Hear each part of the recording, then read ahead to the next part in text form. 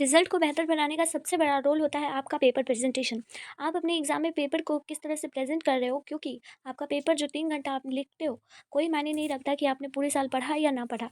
आपका जो 3 घंटा है वही आपका डिसाइड करेगा कि हाँ, आपके मार्क्स को कितना बेहतर से बेहतर स्कोर होना चाहिए। तो ये लास्ट डे आप लोगों का टिप है कि आप अपने बायोलॉजी का पेपर, जो कि 1 फरवरी में होने वाला है, तो मैं लास्ट में बता रही हूँ आप लोगों को कि क्या पढ़ना चाहिए आप लोगों को और क्या नहीं पढ़ना चाहिए। आप अपनी कॉपी को किस तरह से लिखोगे ये भी मैं अभी बताने वाली।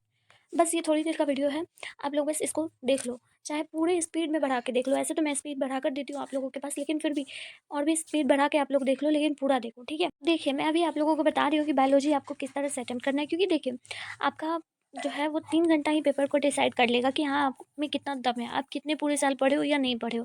तो सोचो, एक बार जरा आप लोग सोचो कि आप अपने एग्जाम हॉल में बैठे हो, क्योंकि अब तो बैठना ही है कुछ घंटों में, है ना। तो थिंक अबाउट इट कि आपका बायोलॉजी का जो पेपर है वो 3 घंटे में आपका ही डिसाइड कर देगा करियर कि मतलब कि रिजल्ट, कि आपका रिजल्ट जो है वो कैसा आएगा। आपका जो भी ड्रीम है 100 आउट ऑफ 100 बायोलॉजी में लाने का, वो पूरा हो जाएगा। देखिए, लास्ट मिनट टिप्स जो होते हैं ना, वो माइंड में इंसान को याद रहता है, जिसके कारण वो हर चीज़ को देख लेता है।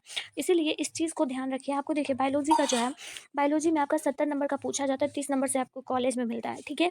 ये क्लियर है। बायोलॉजी में जो है वो आप लोगों का 35 क्वेश्चंस बनाना रहता है ऑब्जेक्टिव में, है ना। ऑब्जेक्टिव में 35 बनाना रहता है, बाकी आप लोगों का 70 पूछा जाता है। तो 70 में 35 आप लोगों को सिलेक्ट कर लेना है। सबसे पहले आप अपना क्वेश्चन पेपर पूरा पढ़िएगा, टोटल पढ़िएगा, जो भी आंसर आ रहा है उसको आंसर को टिक लगाते चल जाइए। पेंसिल अपने पास रखना है आपको, आंसर को टिक लगाते चलिए। और उसके बाद फिर आप OMR शीट पर उसे गोला खींचिए। याद रखिएगा, OMR शीट को आपको अच्छे तरीके से भरना है, क्योंकि OMR जो है वो कंप्यूटराइज चेक होता है, ठीक है। और कंप्यूटर जो है वो अगर गलत हुआ कुछ तो वो आपको फेल कर देगा, ठीक है। ये याद रखिएगा आप लोग। इसलिए OMR सीट को अच्छे तरीके से भरना है, और टाइम का भी ख्याल रखना है कि OMR सीट को 30 मिनट्स के अंदर अंदर कंप्लीट कर ले, ठीक है। उसके बाद फिर क्या है, देखिए, आप लोगों का फाइनल एग्जाम है ये। तो फाइनल एग्जाम में आपको इस तरह से मूड बनाकर नहीं जाना, बिल्कुल भी ऐसा नहीं जाना है। आपको इस तरह से मूड बनाकर जाना है, क्योंकि खुश रहोगे आप लोग, माइंड फ्रेश रहेगा आप लोगों का, तो आप लोग अच्छे से पेपर प्रेजेंट कर पाओगे, ठीक है।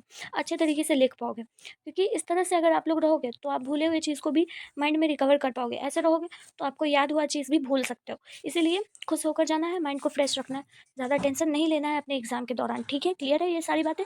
अब देखिए, अब आपको एग्ज़ाम में लिखना किस तरह से, मैं ये सारी बातें पहले भी बता चुकी हूँ, लेकिन कुछ बातें नहीं हो सकती है।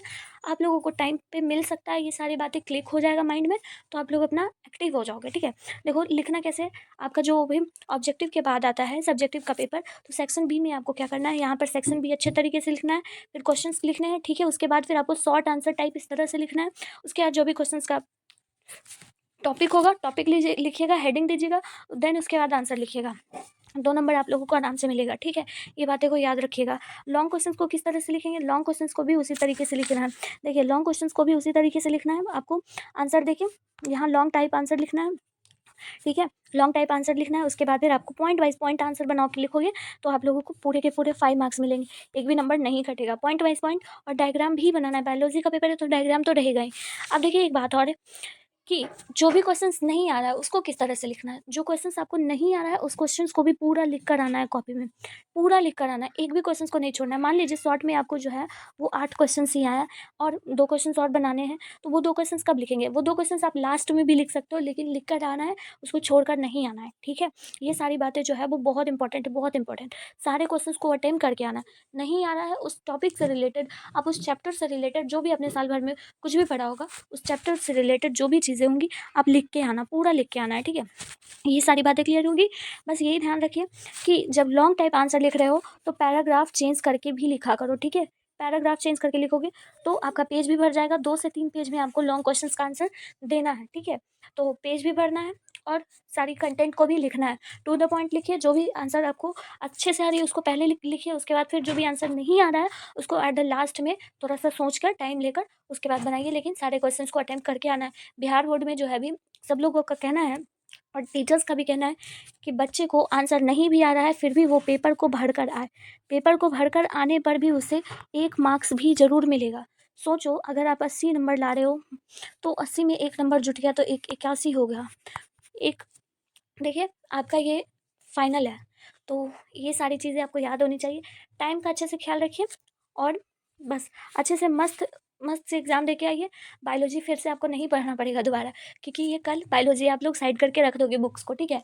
तो फ्री रहिए और रिलैक्स रहिए और अच्छे से एग्ज़ाम को दीजिए, ठीक है?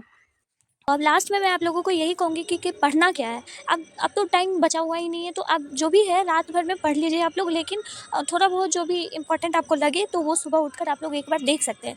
लेकिन अब जो है वो कुछ भी नया मत पढ़िए, क्योंकि अब नया पढ़ने का टाइम ही नहीं है। जो भी आप पहले से पढ़ चुके हैं उसको रिवाइज़ एक बार कर लीजिए फिर रात भर में, ठीक है?